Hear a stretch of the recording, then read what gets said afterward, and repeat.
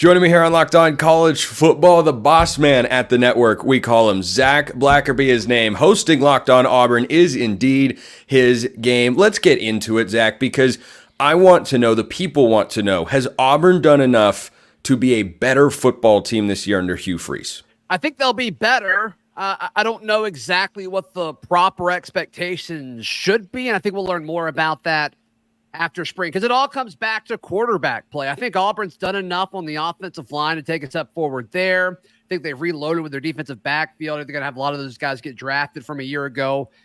And really the glaring issue for the team a year ago was the wide receiver. So what does Auburn do? They go out and get one of the best wide receiver classes ever. 2 5-stars, 2 4-stars, and they're going to be talented there, just young and inexperienced, but we'll see exactly what that looks like.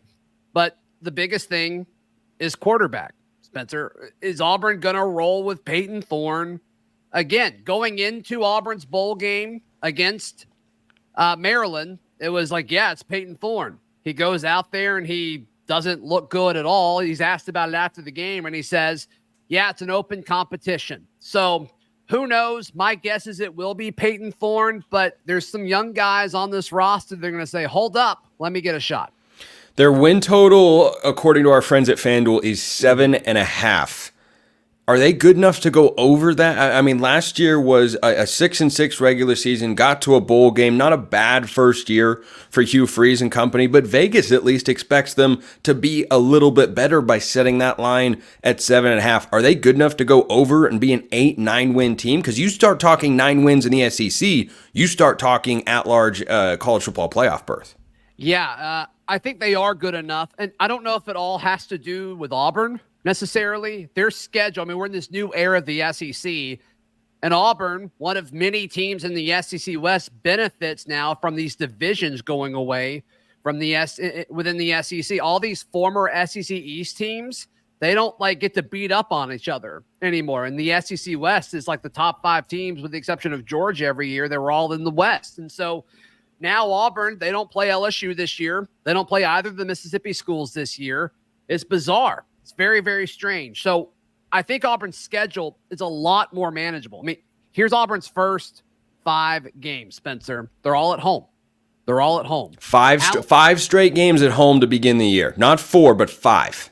Alabama A&M, Cal, New Mexico, Arkansas, which you feel good about all 4 of those if you're Auburn. And then you host Oklahoma. It's going to be Oklahoma's first road game in the SEC. There's going to be a lot of emotions, a lot of storylines going into that game. So those are your first 5, and I think all of those are winnable. And just to be clear for the listeners and viewers out there, he did not list Alabama and Texas A&M as 2 schools to begin the schedule, but rather Alabama A&M, the university, to begin the year. I just want to clear up any confusion. Zac is not coming on here with the blistering hot take that Alabama and A&M are very winnable games and that the Iron Bowl has suddenly been moved to week 1. But I want to jump back to the quarterbacks for a moment, because Peyton Thorne, look, when he had a great team around him, when he had a great running game at Michigan State, that was an 11-2 Michigan State team. It has not been as productive in terms of putting up numbers in the left column. That'd be the wins column, of course, since he's been a quarterback. Does Auburn have enough around him to get him back to that level? I think so. The running game's going to be there. Auburn returns all of their running backs from a year ago. Jarquez Hunter could have been a draft pick. He chooses to come back. And so this is an Auburn team that was one of the best rushing attacks in the conference a year ago. I believe they were 4th in the SEC in average rushing yards per game. You take that, especially with the subpar year that Auburn had, and they ran less snaps than pretty much everybody that they played. So, yeah, you certainly take that if you're the Auburn Tigers. The question is, okay, can Peyton Thorne, who was surprisingly good with his feet, can he get these other guys involved in the passing game? I think a few things are at play here. One, just overall talent and ability. Auburn has more talent at wide receiver going into this season than last year, really any year going into a season for the last decade. I mean, going out and getting a guy like Cam Coleman, Auburn's never had a guy like Cam Coleman, the 5-star guy who's an early enrollee. He's going to be a problem for opposing defenses. The question is he a problem day one for opposing defenses? How quick can these 17/18-year-olds adjust to the college game. Because Perry Thompson, the other 5-star, the former Alabama commit, he's not enrolling till the summer. And so, I think you'd feel a little bit better if he was going through spring. I personally think going through spring is extremely important and something that's probably not discussed enough. But I think the talent's there to help Peyton Thorne. It's just, is the experience there? And I'm not sure. I think that's an interesting predicament for the coaching staff, because year two, in the old school world of college football, Zach, year two was, okay, you just need to show some progress. You just need to move forward. But do you feel like there's added pressure with the way that Auburn has utilized the portal, more so in 2023 in that cycle than they have in the 2024 cycle, according to the 24/7 Sports transfer rankings? But what is the pressure situation on Hugh Freeze? How was year one received? And are these expectations going into year two should be a borderline SEC contender, but not in that top tier just yet? I mean, I think the hire of Hugh Freeze since day one at Auburn has been a little polarizing. I mean, there was controversy that came with that hire. And so there's always going to be sections of every fan base that he coaches for the rest of his career that aren't going to like him no matter what he does. He did come out and say, I'm not sure that I did a good enough job year one, because he was so focused on talent acquisition, didn't call plays in a lot of these games. He will be the play caller moving forward, which I think is huge. I think it's going to be crucial for Peyton. It's also very rare. You don't see that in college football a lot nowadays. Ryan Day isn't doing that anymore. Chip Kelly's not a head coach. You don't have a lot of head coaches in college football that are going to call plays. Yeah, and they should. I mean, there's a reason they got to that point. I think that's why you're going to see all of these off-field hires become more and more important for these teams. And I think Hugh Freeze has knocked it out of the park with some of these off-field recruiting staff hires that aren't big names, but their track records are really, really impressive. They brought in Will Redmond from LSU, who's going to be Auburn's GM, and he was the guy who went out and got that Jane Daniels guy and was a big part of scouting him.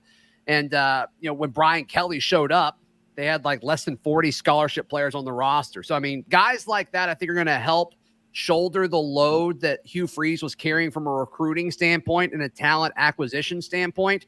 So it's going to open up some time for him to devote to calling plays and creating the game plans and things like that. And so that may be the most underrated aspect of everything that we've talked about today. You've talked about some of the newcomers they'll have or key figures offensively, but what about the defensive side of the ball? Are there any transfers or 2024 high school recruits or maybe 2023 guys that you think are poised to pop? Who are the names that have to stand out for Auburn to push to go over that 7.5 win total this year on defense? Yeah, I'll highlight a couple of second-year players, specifically Keldrick Falk. He earned that 5th star late in the recruiting cycle when he went down to the Rivals camp, and he was exceptional. He's going to be a big part of what Auburn needs to do regarding rushing the passer from the defensive end spot. Also, Auburn retained their linebacking room, which over the course of last season became very, very good. Eugene Asante, the former UNC Tar Heel, he chose to come back despite, getting some interest from other places. And so I think those two guys are going to be the key part of your defense. I think Kayin Lee is a future NFL star. He was an Ohio State commit. Auburn flipped him. One of the main guys that Hugh Freeze went out and made a big push for late in that 2023 cycle. And so Kayin Lee at corner, I think that's certainly a guy to watch on defense too. Do you have an early win prediction total yet for Auburn? You got the schedule, you got the offseason moves that have mostly been made. Where do you expect them to be? I think our friends at FanDuel nailed it, because depending on the day, I'll either say 7-5 or 8-4. So I think they nailed it. I'm feeling in a good mood today, so I'll say 8-4. If I didn't know any better, I'd say that there were people over at FanDuel paid to get that sort of stuff right, and they have done that once again. Zac Blackerby, Locked On Auburn. Looks like you got a final thought for me right there. Well, I was just saying, FanDuel, our friends at FanDuel, they give away money like crazy. Bet $5 and you get $150 for free. Like, I don't know what they're doing over there. Well, they're setting appropriate lines. That's exactly what they're doing. Zac Blackerby, Locked On Auburn, his inaugural appearance here on Locked On College Football. Thanks so much for coming by. Thanks, buddy.